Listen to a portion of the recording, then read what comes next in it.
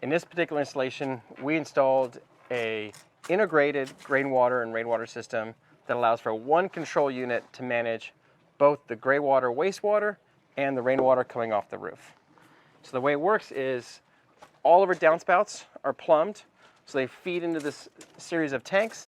And these tanks are a perfect location for the rainwater collection because they're on an unused portion of the house, so you can hide them, tuck them away. You don't have to see it, but you can still make this a usable area and not just a space to store random objects and for weeds to grow.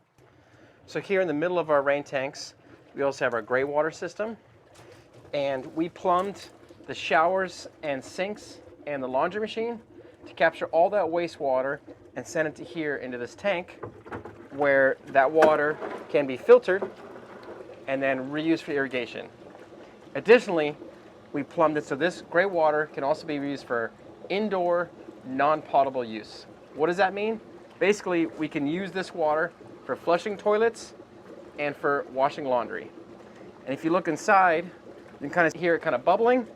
What that is doing is there's an air pump that sends water into this tank, and there's biological media which house beneficial microbes which help to break down the gray water sludge coming from the water.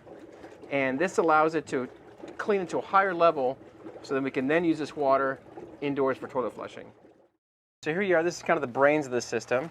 So here we are, this is our controller letting us know when the pump turns on, kind of the diagnostics.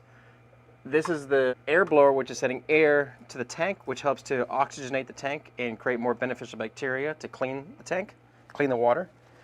And this is our pump, and this pump is taking the water from the greywater and rainwater storage tanks, sending it out to irrigation, and also sending this water into the house for toilet flushing and for laundry. In most cases, greywater cannot be stored, but with this particular unit, because we're filtering it to a higher level, we can store it in this 420-gallon tank, which allows for a lot more flexibility in terms of when you can use that water. You can use the greywater in the wintertime when your irrigation needs are low, and you can still send that water to the toilets and laundry without having to send it to the sewer or just be wasted on outdoor landscaping when it's not needed.